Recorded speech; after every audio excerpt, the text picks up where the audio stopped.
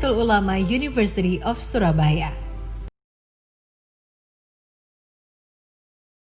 Assalamualaikum warahmatullahi wabarakatuh. Kami di sini dari kelompok 2 akan mempresentasikan atau menjelaskan tentang ilmu biooptik.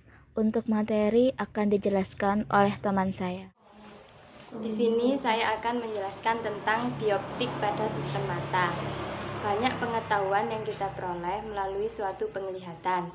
Untuk membedakan gelap atau terang tergantung atas penglihatan seseorang. Ada 3 komponen pada penginderaan penglihatan. 1. Mata memfokuskan bayangan pada retina. 2. Sistem syaraf mata yang memberikan informasi ke otak. 3. Korteks penglihatan, salah satu bagian yang menganalisa penglihatan tersebut. Alat optik mata. 1. Bagian-bagian pada mata terdiri dari 1. Retina. Terdapat ros, batang, dan ones atau kerucut yang berfungsi untuk melihat pada malam hari, sedangkan kornea untuk melihat siang hari. Dari retina ini akan dilanjutkan ke saraf optikus. Yang kedua, fovea centralis. Daerah cekung yang berukuran 0,25 mm, di tengah-tengahnya terdapat macula lutea atau bintik kuning. Yang ketiga yaitu kornea dan lensa. Kornea merupakan lapisan mata paling depan dan berfungsi memfokuskan benda dengan cara refraksi. Tebalnya 0,5 mm, sedangkan lensa terdiri dari kristal mempunyai 2 permulaan dengan jari-jari kelengkungan 7,8 meter. Dan fungsinya yaitu memfokuskan subjek pada berbagai jarak. Yang keempat yaitu pupil.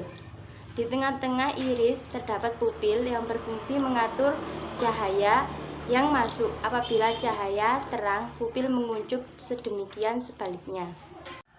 Di sini saya akan melanjutkan presentasi dari teman saya. Sistem optik mata serupa dengan kamera TV, bahkan lebih mahal. Oleh karena itu, 1.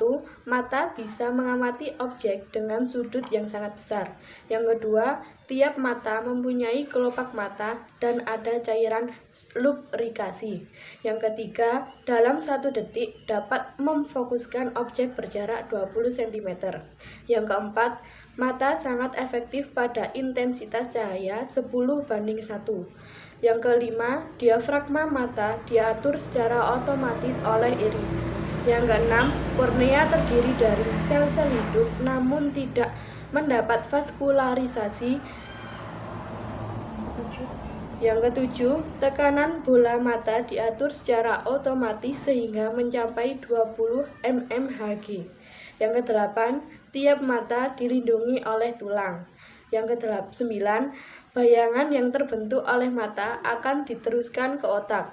Yang ke-10, bola mata dilengkapi dengan otot-otot mata yang mengatur gerakan bola mata atau M sama dengan musculus sama dengan otot.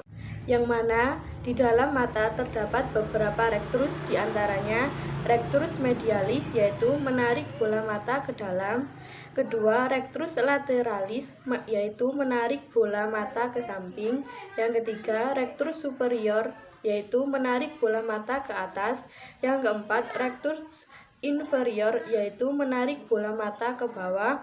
Yang kelima, obliquus inferior yaitu memutar ke samping atas. Yang kemudian obliquus superior memutar ke samping dalam. Kelumpuhan salah satu otot mata akan timbul gejala yang disebut strabismus atau mata juling. Ada 3 macam strabismus, yaitu strabismus horizontal, vertikal, dan torsional. Optika geometris, perjalanan cahaya dalam medium secara garis lurus. Berkas cahaya disebut garis lurus cahaya dan digambar secara garis lurus. Optika fisik, cahaya sebagai gejala gelombang, cahaya gelombang elektromagnetik, cahaya memiliki sifat partikel dan gelombang magnetik. Gejala cahaya seperti dispersi, interferensi, dan polarisasi. Jenis-jenis kelainan refraksi mata. 1. Rabun jauh.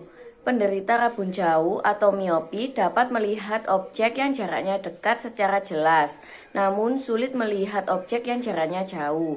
Miopi berat dapat meningkatkan resiko terjadinya ablasi retina, katarak, dan glaukoma. 2. Rabun dekat. Rabun dekat adalah kebalikan dari miopi. Penderita rabun dekat atau hipermetropi dapat melihat objek yang letaknya jauh dengan jelas, namun sulit melihat objek yang dekat. 3. Mata silinder. Kondisi mata silinder dapat terjadi bersamaan dengan rabun jauh maupun rabun dekat. Mata silinder atau astigmatisme adalah gangguan penglihatan yang terjadi akibat cacat pada kornea atau lengkungan lensa. Kondisi ini menyebabkan penglihatan menjadi kabur atau berbayang, baik saat melihat benda yang jaraknya dekat maupun jauh. 4. Mata tua. Mata tua atau presbiopi adalah kondisi yang terjadi karena lensa mata menjadi kaku, sehingga sulit untuk membiaskan dan memfokuskan cahaya pada retina. Kondisi ini wajar dialami lansia atau orang dewasa yang usianya di atas 45 tahun. Penanganan terhadap kelainan refraksi mata. 1. Menggunakan kacamata. Kacamata merupakan pilihan paling mudah dan aman untuk memperbaiki kelainan refraksi mata. Untuk rabun jauh, lensa yang digunakan adalah lensa cekung atau minus, sedangkan untuk rabun dekat adalah lensa cembung atau plus. Kacamata plus atau minus juga ada yang dilengkapi dengan lensa silinder jika terdapat mata silinder. Kedua, lensa kontak.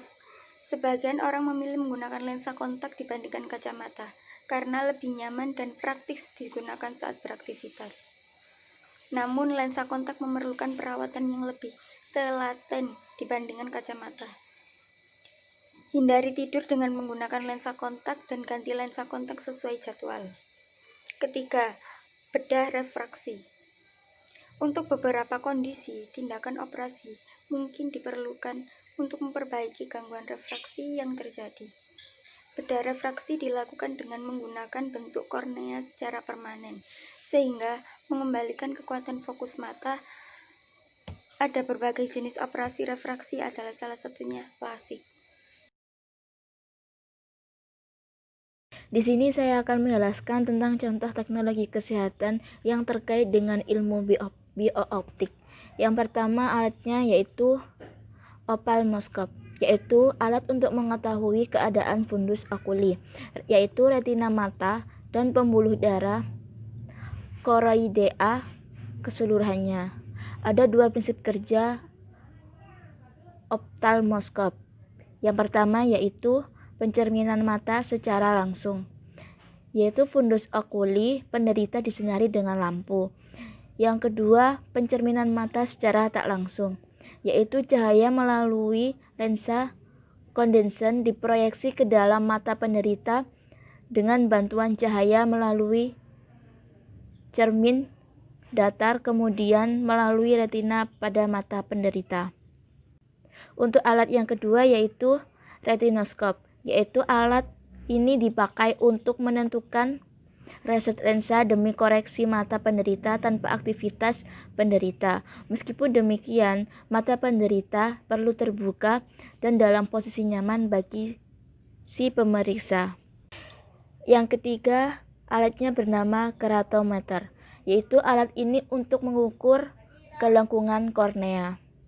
Dan contoh alat yang keempat yaitu lensometer, yaitu suatu alat yang dipakai untuk mengukur kekuatan lensa, baik dipakai si penderita atau sekedar untuk mengetahui dioptri lensa tersebut. Sekian penjelasan dari kelompok kami. Jika ada kata atau salah yang diucapkan pada kelompok kami, mohon dimaafkan.